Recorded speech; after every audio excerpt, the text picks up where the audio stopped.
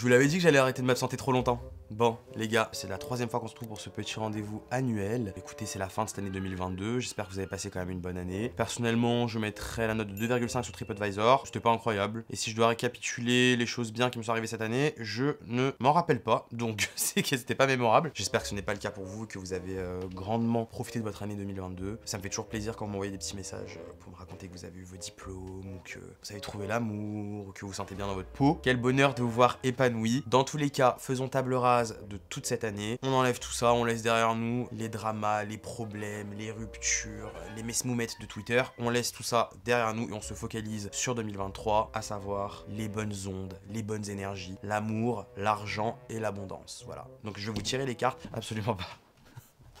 J'ai vraiment parlé comme si j'étais genre une voyante de TikTok. Je vous ai dit tout ce qu'on allait laisser en 2022, mais du coup je vous ai demandé à vous ce que vous ne voulez plus voir en 2023. Je vous ai demandé sur mon Instagram, ceux qui n'ont toujours pas compris au bout de 6 ans que c'était sur Insta que ça se passait pour pouvoir participer à mes vidéos, je ne peux plus rien faire pour vous. Je vous le répéterai jusqu'à l'EHPAD, hein. Voilà. Comme d'habitude, vous pouvez vous abonner à la chaîne ou pas si vous avez envie de me revoir. Faites comme ça vous chante. Hein. J'en ai 40 ans, donc bon. Asseyez-vous, prenez un chocolat chaud et vous la fermez, vous m'écoutez. Alors en 2023, on arrête d'utiliser YouTube en version gratuite. Moi personnellement j'ai YouTube Premium parce que c'est vrai qu'en fait les pubs ça me gonfle. C'est très grave que je dis ça alors c'est littéralement mon gagne-pain.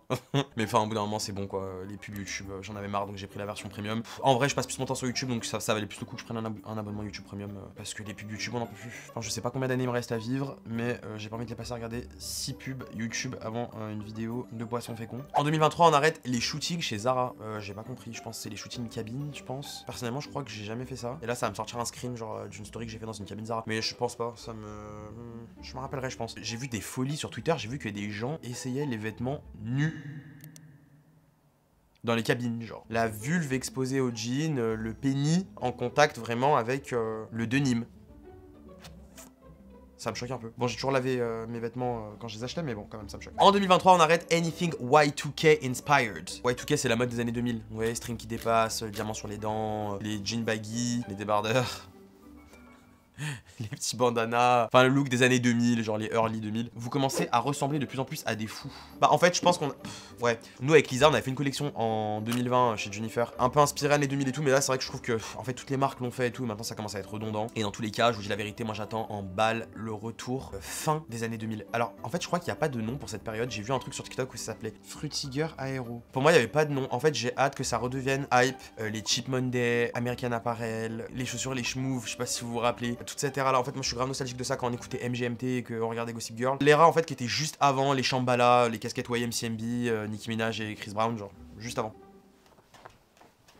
J'ai pas des verres au cul, hein, c'est juste que ce banc n'est pas très confortable. De faire des podcasts à tout va. Alors c'est vrai que la France entière a un podcast, je sais pas quoi penser. Moi j'en écoute de temps en temps, mais je vais pas vous cacher que j'ai un peu du mal avec le format juste audio, même si pourtant je fais des choses en même temps. Souvent quand je regarde une vidéo YouTube, vous voyez, j'aime bien, je sais pas, faire ma vaisselle, mon ménage, ou même promener mon chien des fois, mais j'ai besoin de temps en temps d'avoir un contact visuel, genre oh, je te regarde.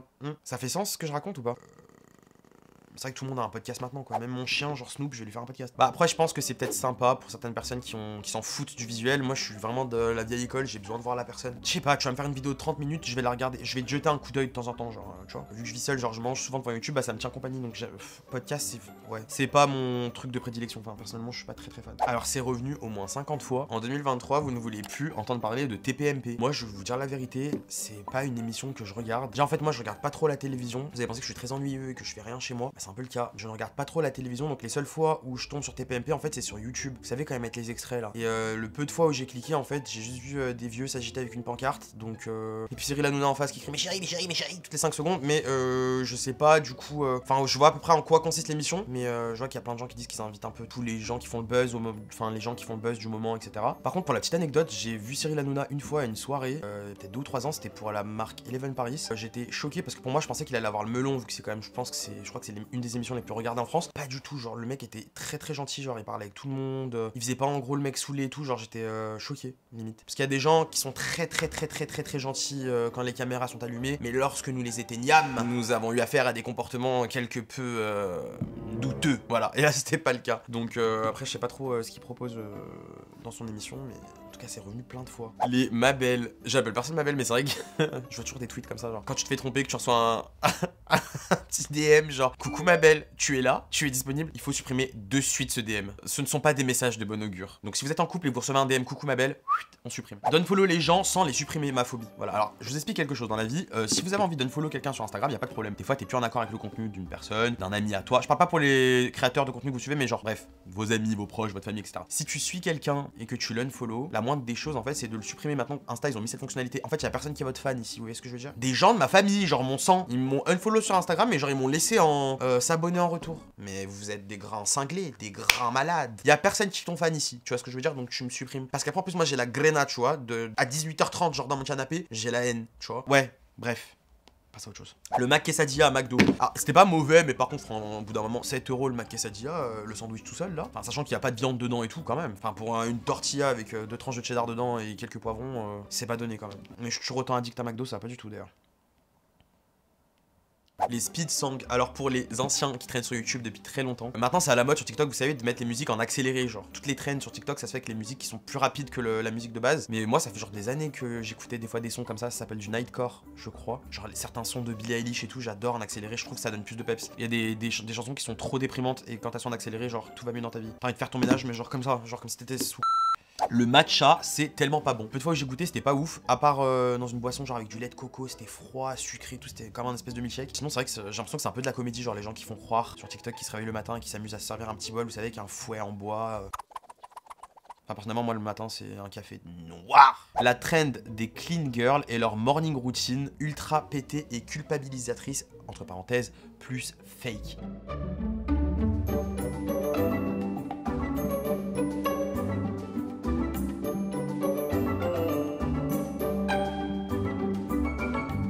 Moi j'adore ça, je suis désolé, j'adore cette espèce de truc de romanticisé. Romantisé ou romanticisé? Romanticisé je crois sa vie. Vous savez ces gens qui font croire que genre ils font un pique-nique le matin, qui repassent leurs draps et tout. En fait je sais pas, je trouve ça très reposant ce genre de vidéo, vous voyez. C'est un peu comme de l'ASMR. Même si on sait que c'est de la comédie, que personne fait ça dans la vraie vie. Genre qui s'amuse à steamer ses draps à la vapeur le matin? Ou alors faut être sacrément dérangé. Vous voyez ces gens qui font des vidéos genre c'est vrai ils se lavent à 5h du matin pour aller à la salle de sport. Mais qui fait ça? Les gens d'ailleurs qui vont à la salle de sport à 5h, enfin qui vous a fait du mal?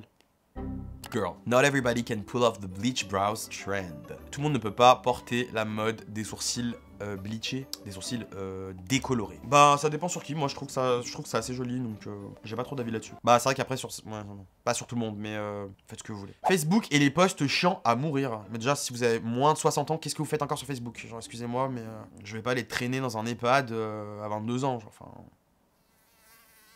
Qu'est-ce que tu fais là-bas? Le fait de s'inscrire pour acheter des baskets, je suis tellement d'accord. Je suis tellement d'accord. Ça, c'est la pire chose des années 2020. Genre, je suis désolé. T'es même pas tiré au sort pour gagner la perte, t'es tiré au sort genre pour l'acheter. Je pense qu'on a atteint un summum du capitalisme et ça vient quand même de quelqu'un qui passe son temps à consommer. Et en fait, du fait que les gens maintenant achètent pour resell, ils achètent toutes les paires de baskets cool qui viennent de sortir. Maintenant, quand tu rentres dans un Foot Locker ou tu rentres dans un Courir, il reste que des paires qui sont traînées. Genre, c'est des paires qui sont nulles. Je suis désolé. Parce que les paires bien maintenant, elles sont sur StockX à 500 € au lieu de 100 €. Donc les gens ils font des fois 5. Ça me gonfle. Ouais, je comprends. Dire pour les caméras. Pour ceux qui savent pas, c'est une expression en ce moment qui est très à la mode sur Twitter aussi. C'est les gens qui disent qu'il y en a qui vivent que pour les caméras, pour les caméras, pour les caméras. Et j'adore cette expression. Je vois grave ce qu'il voulait dire. En fait, quand je pourrais vous donner un exemple. Par exemple, vous voyez quelqu'un qui arrive en cours avec son Starbucks. Vous savez, genre des gens qui arrivent, genre, tu sais, avec un gros manteau, genre un peu en retard avec un Starbucks. Cette personne vit pour les caméras. Une personne normalement constituée n'arrive pas en cours à 8h30 avec un caramel macchiato dans les mains. Tu n'es pas Serena Van Der Woodsen. Tu vois ce que je veux dire? Ceci est une université. Voilà. Il y a pas de paparazzi quoi. Il y a pas de caméra. C'est pas ta télé-réalité. Mais je comprends les gens qui font ça parce que c'est tellement bien de vivre pour les caméras. S'inventer un lifestyle old money. Alors pour ceux qui savent pas ce que c'est, maintenant en fait c'est devenu grave la honte d'être dans un style très ostentatoire. En gros maintenant c'est soit riche mais à l'ancienne genre. Et le style old money, donc littéralement vieil argent, signifie un petit peu, vous voyez, ces familles qui vivaient dans des grands châteaux en Normandie, avec les chevaux. Typiquement Ralph Lauren, vous voyez. Pas du... En fait tout l'inverse le style ce qu'on appelle nouvel argent, donc show off, les arrivistes, donc avec des logos partout, Gucci, machin. Et moi, enfin je suis grave fan de ça, enfin je vous l'ai déjà dit, par regarder les photos de Mier sur Instagram, c'est une thérapie. Genre pas besoin d'aller chez le psy, juste je regarde ces photos et je me dis putain, genre tout va mieux dans ma vie. Et c'est tellement en fait un lifestyle qu'on n'aura jamais, ni vous ni moi, donc enfin après je sais pas vous, hein, si vous vivez dans un château, mais moi c'est pas le cas. Mes parents ils ont littéralement encore une table, vous savez les tables avec les carrelages, avec les fruits au milieu. Pas une corbeille de fruits, mais genre les fruits qui sont imprimés sur la table. Faut que je rachète une table d'ailleurs. Les doudounes The North Face, mais ça va pas la tête ou quoi? Vous avez vu le prix ou quoi? Moi je suis désolé, une doudoune comme ça, la tête de ma mère, vous allez m'enterrer avec. Ah, attends, vous êtes cinglés. Les doudounes The North Face, vous êtes cinglés. Oh, il faut arrêter avec le surnom ma vie, c'est l'enfer ça. Alors moi j'ai une grande addiction à ce surnom. C'est très très grave, même à la caissière du Franprix une fois ça m'a échappé. Mais en fait moi je disais de base pour un second degré, vous voyez, c'est comme ma reine. Sauf qu'en fait après, quand tu commences à parler comme ça au second degré, ça commence à rentrer dans ton langage. Donc j'appelle tout le monde ma vie, mais c'est très très grave. Les gens qui mettent 20 000 stories par jour, pas du tout d'accord. J'adore les longues stories. C'est Lisa qui m'a rendu addict à ça. Parce que Lisa, faut savoir, je crois que je vous l'ai déjà dit, elle passe ses soirées en fait à regarder les stories des gens de télé-réalité. Et vous savez, c'est sur Snapchat, donc ça fait genre des heures. Et Lisa, elle adore. Et maintenant, du coup, moi, en fait, ça dépend. Si j'aime bien le contenu de la personne, par exemple, Ticia, elle pourrait faire 1000 stories, je vais tout regarder. Asiatomique, qui pourrait faire 1000 stories. Genre ses recettes et tout, j'adore. Genre, je peux regarder même pendant 1 heure, ça me dérange pas. Ça dépend qui en fait. Si j'aime bien le contenu, moi, ça me dérange pas les longues stories. Vous en pensez quoi, vous? Vous aimez bien ou pas du tout? Ça vous gonfle, genre? Les chignons ananas. Quelle torture. Mais c'est quoi les chignons ananas? Ok, je vois. J'ai tout de suite quelqu'un qui vient en tête quand je vois ça. Ouais, si, moi j'aime bien. Ouais, c'est genre les chignons bouclés, genre qui sont vers l'avant.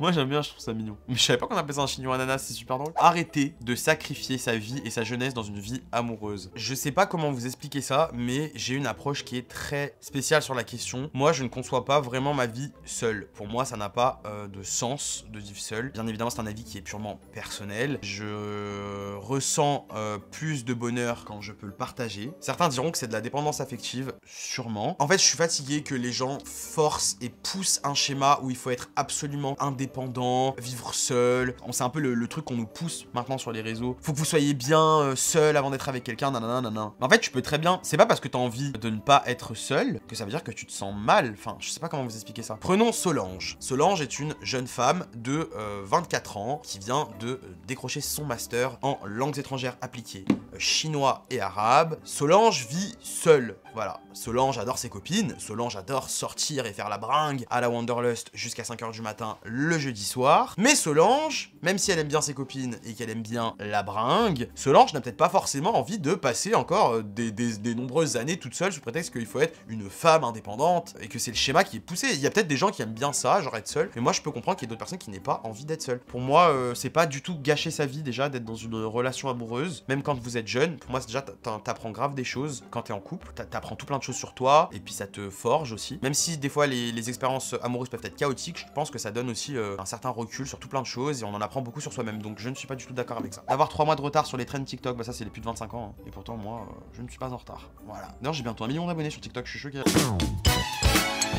Alors je poste genre là-bas. Enfin si quand même je poste maintenant. Mais pas souvent. Je suis à mi-temps, genre à temps partiel. De passer sa vie sur TikTok alors que t'as des trucs importants à faire dans ta vie. Alors ça par contre c'est vrai, je ne sais pas TikTok quel sort ils ont mis dans l'application. Mais c'est très très grave, la grande sorcellerie de cette application. En fait tu te connectes genre et tu te rends compte que ça fait 2 h 30 que t'es dessus alors que t'as juste cligné tes yeux comme ça. Mais en même temps ce réseau est tellement bien, je suis désolé. Même s'ils ont accès à toutes nos données et qu'ils savent probablement même à quelle heure on part chier, puisque clairement ils ont accès à toutes nos données, enfin à nos DM, à tout. Ils ont même accès, vous vous rendez compte, à nos données Uber Eats. Genre, je sais pas, tu vas te commander un âne frère avec un butter chicken, ça va te mettre des TikTok 10 minutes après sur du butter chicken et des nanes. C'est très très grave. Mais en même temps, qu'est-ce qu'on rigole sur TikTok? Qu'est-ce qu'on se marre sur TikTok? Les gens sont très créatifs et très drôles. J'ai rien à dire. À part la première fois que j'ai écouté cette chanson, je dis mais c'est nul en fait. Mais en fait, bah c'est nul quoi. Et au bout de 3 écoutes, j'ai qu'une seule chose à dire. Salam. De lâcher des vues. Non, je suis désolé, au bout d'un moment, quand il n'y a plus rien à dire dans une conversation, moi je laisse des vues. C'est pas méchant, mais au bout d'un moment, on va pas continuer une conversation qui n'a plus de sens. Si tu m'as demandé une information que je t'ai répondu, on va pas parler jusqu'à la fin des temps. On a tous une vie. Voilà. Les gender reveal, c'est trop surjoué, tout le monde copie tout le monde, on en a trop vu. Ouais, mais je trouve ça mignon, genre les parents qui font ça. Vous savez, c'est les fêtes qu'on fait pour révéler le sexe du bébé. Moi, je trouve ça mignon, les parents ils sont contents, je pense, de faire ça, d'annoncer à leurs proches. Sauf par contre, une certaine famille, je crois que c'est en Amérique latine, avec un ballon. Genre, vous savez, les gros ballons Millard en aluminium où il y a du gaz littéralement dedans. Ils ont brûlé un fil qui était relié au ballon, donc ça faisait comme du dynamite. Et là, bah forcément, mais ça a explosé. Enfin, du feu, du gaz.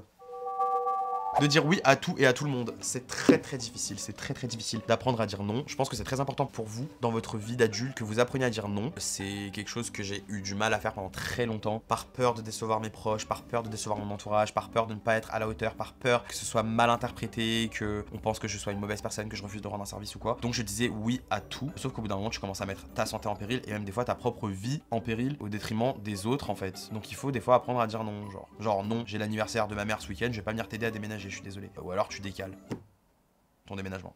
La sauce soja salée automatiquement quand on achète des sushis par pitié. La sauce soja salée, vous savez que en vrai c'est la vraie sauce soja. La sauce sucrée, c'est les Français qui ont inventé ça. Hein. Aux États-Unis ça n'existe pas la sauce sucrée, mais je préfère aussi la sauce sucrée. D'aller à la salle pour faire du tapis. Ouais, Lisa elle fait carrément ça, genre elle paye un abonnement, je sais pas combien, genre 50 € par mois pour courir sur un tapis. Bon, c'est déjà bien d'aller à la salle en vrai, mais c'est vrai que enfin, je trouve c'est très, il y a quelque chose de très hamstérisant de courir comme ça sur cette espèce de petit tapis là. J'imagine vraiment Lisa comme ça. Les bubble tea, désolé mais c'est ignoble, pas du tout d'accord, prison. De connaître des chefs-d'œuvre musicaux, déjà, ma belle. Ah, ma belle, je l'ai dit, du coup. Uniquement grâce à TikTok. Mais non, c'est un plaisir au contraire de faire connaître des artistes qui sont pas forcément connus ou de refaire découvrir des chansons qui étaient un peu connues à l'époque et qui aujourd'hui explosent grâce à TikTok. TikTok a quand même une force de frappe incroyable pour l'industrie musicale. Hein. Il y a des artistes qui doivent leur carrière entièrement, enfin leur succès en tout cas ces dernières années là, grâce à TikTok. Bah c'était tout, voilà écoutez, c'était tout ce que vous ne vouliez plus voir en 2023. J'étais grave content d'échanger avec vous sur le sujet. En tout cas moi je vous souhaite le meilleur pour l'année 2023, je sais pas si je ferai une vidéo mes nouvelles résolutions et tout ça mais je pense pas, ouais. Ça fait longtemps que j'ai pas fait des vidéos où je parle avec vous genre en mode chit-chat. Enfin si c'est un chit-chat là un petit peu quand même non. Mais en ce moment j'ai envie de vlogger donc peut-être je vous ferai des petits vlogs, j'ai envie de montrer ma vie, voilà, de montrer mon intimité sur internet. Enfin bref, je vous souhaite une bonne année, je vous aime fort.